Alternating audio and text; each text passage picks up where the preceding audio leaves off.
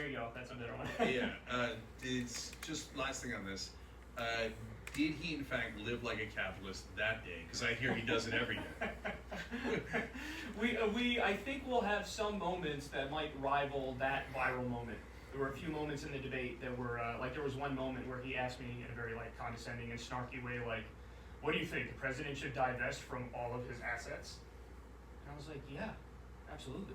Like, he's got a hotel in DC, the Saudis are funneling him hundreds of thousands of dollars, and then he's giving them multi-billion-dollar weapons deals. Of course, Jimmy Carter had to sell his peanut farm. And there weren't even accusations of wrongdoing with Jimmy Carter. It was just, oh, that could present a problem, so you gotta sell your peanut farm. But Trump can keep all of his hotels, which are all over the place, and all of his assets, and get corrupted by foreign governments. And also, by the way, he's using his hotel in Scotland, where he's funneling US taxpayer money there. Yeah. Did you hear that story? Okay. Yes, of course. So, all right, I'm done with Charlie Kirk. As you were, it's easy to dismiss him. Let's have a harder conversation. So I see Bernie on your shirt. Yep. Okay. Feel the burn. Unicorn over a rainbow. Of course, that's how you libs roll. And obviously, of course, Kyle is the host of Secular Talk and one of the co-founders of Just Democrats, along with myself. So. We agree on many, many things, but you are far more certain that Bernie is a better candidate than Elizabeth Warren. Yes. Go. Okay, well, there's a few reasons why. First, let's go to the strategy. Outside, inside game. Bernie has said, and he said it to me when I was interviewing him, listen, man, if I become president, the work is not done, it's just beginning, and I want people in the streets helping to fight to get our goals implemented.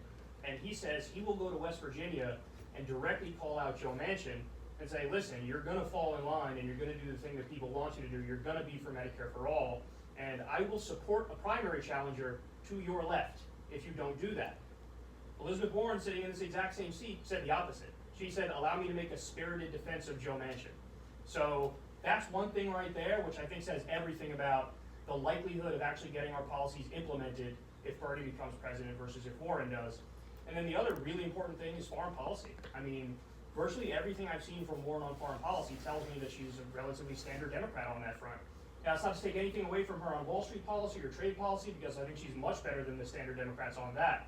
When it comes to foreign policy, you have, Bernie is really outflanking everybody to the left on that issue. And, just to give one example, Elizabeth Warren's comments on the Iran deal, she has said pretty clearly she thinks that Iran violated the deal when, of course, we pulled out of it, and then chastised them for not following it after we pulled out of it. So being that, being the commander-in-chief is probably the area where the president has the most control, you can get the most done there, and that happens to be the area where I have my biggest disagreements with her. Yeah. So, as usual, excellent points. And I don't necessarily disagree with any of them. I want to push back on the strategy just a little bit. So the foreign policy is an issue.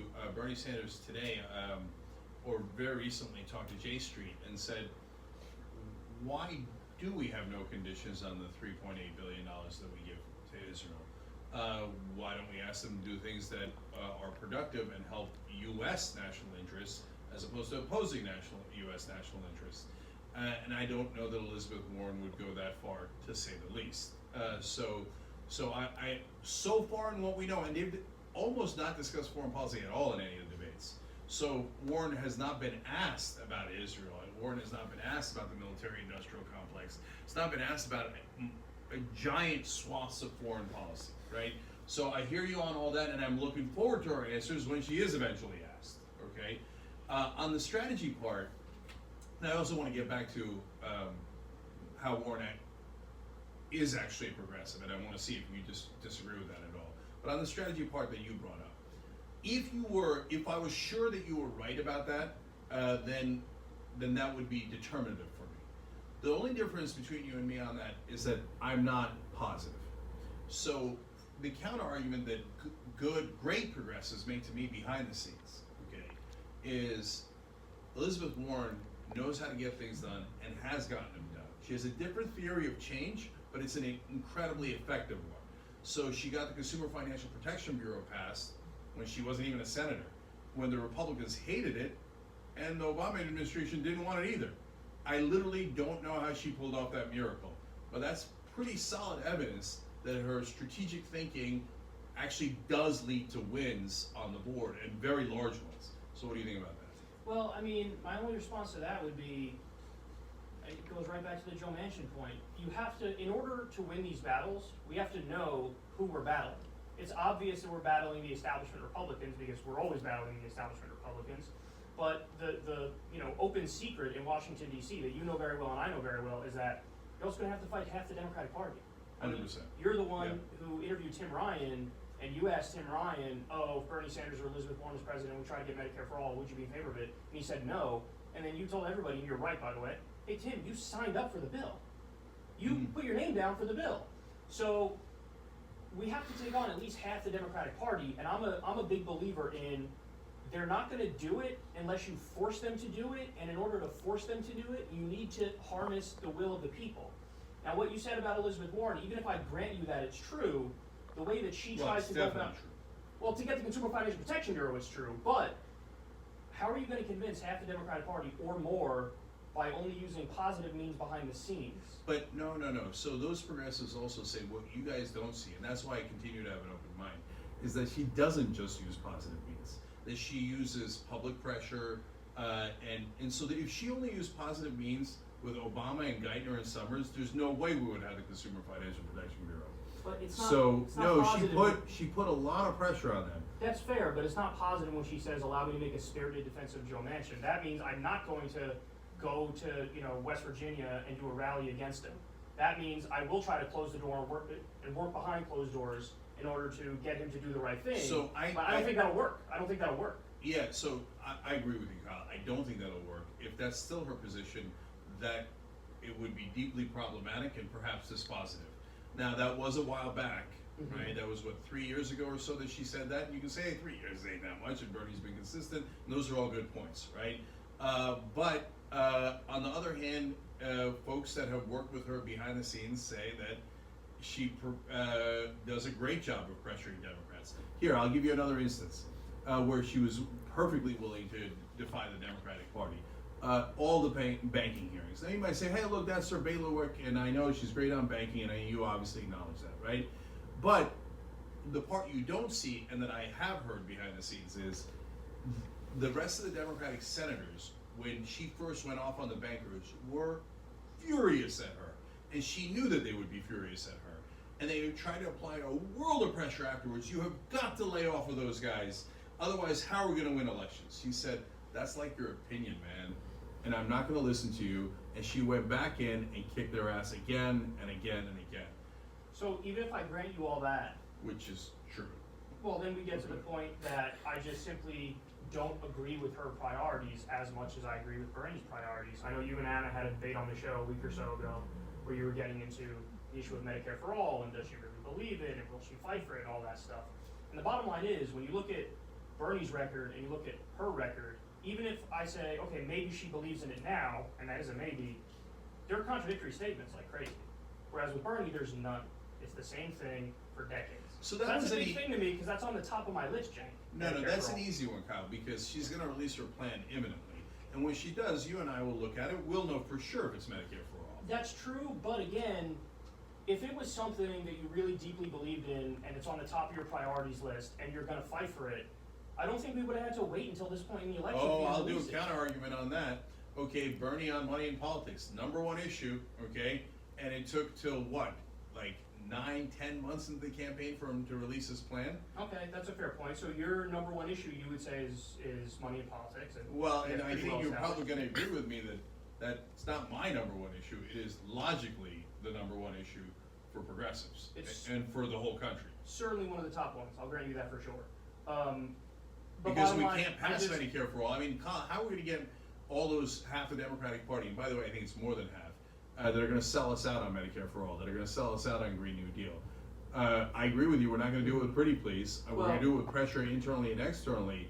But if we don't take the money away, they're going to vote against us for eternity on every priority. Yes and no. The no part is you could also get it done with a general strike. And that's kind of what Bernie's calling for when he says, I need you to get in the streets when I get elected. And I think the likelihood of Bernie Sanders doing an address from his Oval Office, looking in the camera and saying, I need all of the American people to march on Washington today because we're gonna do the new civil rights movement, and what we're gonna fight for is the new economic bill of rights, Medicare for all, free college, living wage, we're gonna end the wars, we're gonna do a Green New Deal, we're gonna get money out of politics. I think the likelihood that Bernie will look in the camera and deliver that from the Oval Office is over 85%, and I think the chances of Elizabeth Warren doing it is probably about 5%. So, look, people in the streets, I love it, but it actually somewhat misunderstands the politics. Because you could have 1 billion people in Joe Manchin's street and he's not gonna give a damn.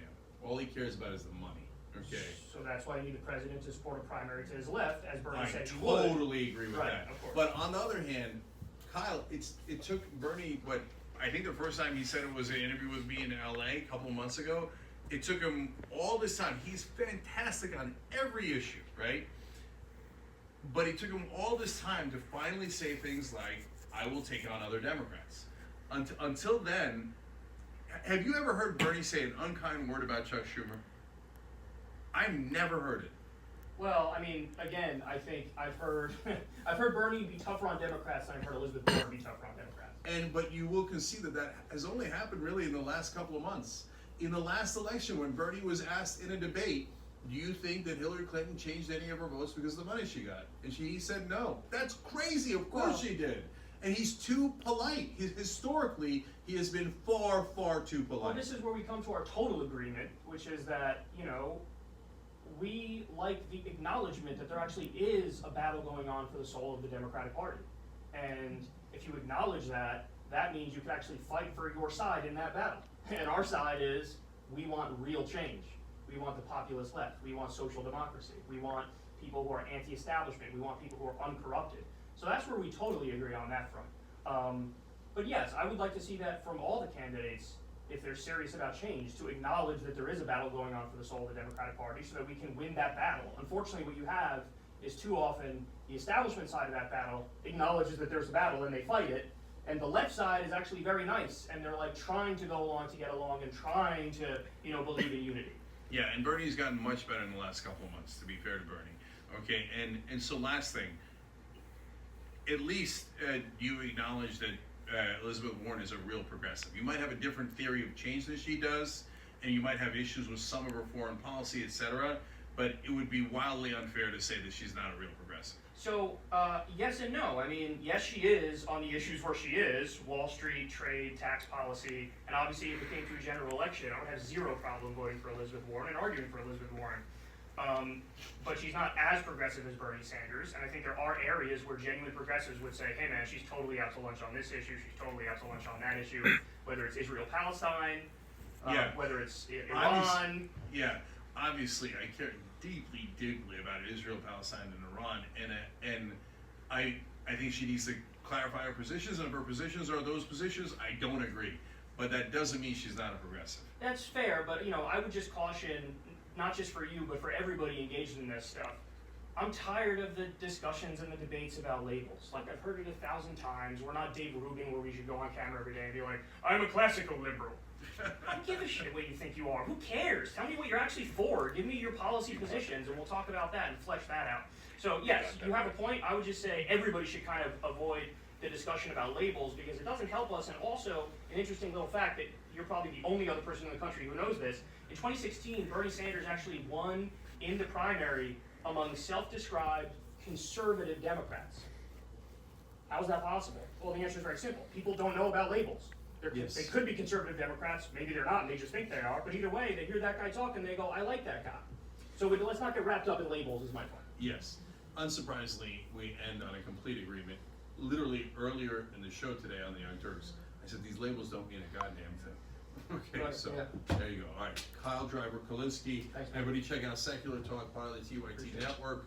And by the way, we are going to come back with Kyle and Anna, all-star post-game for you guys. And we're going to dunk on Dave Rubin, show more of his clips from Tucker Carlson, and a clip of me and Nina Turner interviewed that one of you guys remix. Apparently it's fantastic. So if ever there was a day to be a member, today is it. TYT.com/join. If you're on YouTube, there's a little join button there. Our YouTube membership is also great. There's different levels to it. We hope you participate. We'll see you in just a couple of minutes if you're a member. We'll see you there live. was fun. Okay, that was excellent. Nice job, Kyle. Thanks, man. You too. Go with these? Those I'm done with, yes. I didn't see the sign. No cursing. You had to bleep me in the last minute. Yeah. It was only one that's. No, I know that was good. Yeah, sure. So now, ironically, in the post game, Okay. you can curse. What's that? In the post game, you can curse. Okay. That's a tough one for me, as you know. I know, but next time, like the first 2 hours is live on the platforms, and that would get us in massive trouble. So this one wasn't. This one is definitely don't curse, but it's not as nuclear. Well, just for the editors, it is in the last minute. Yeah, they know. They know it. Okay. Good to see you, man. Hey, How you too, doing, man. Good to Doing see well, you? Yeah, good.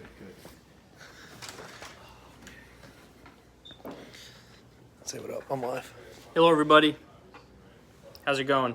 How did I do? See your shirt. Feel it. That was good. That lady loves you. I love you too, De Kermit Frog. That's the name. Deverick.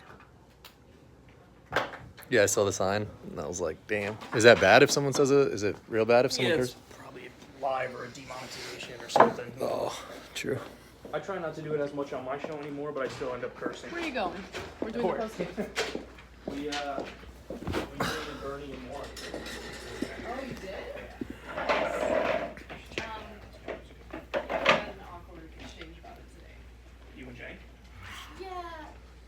This is our, so just so you know, this is Sophie's last day. Kyle, this is Sophie's. Oh. Awesome. Nice to meet you too. Wonderful intern. She's familiar with your work. And then also, this is her last day, so we're gonna get a photo in the good light. That's why we relit this. Oh. You want me to move for you?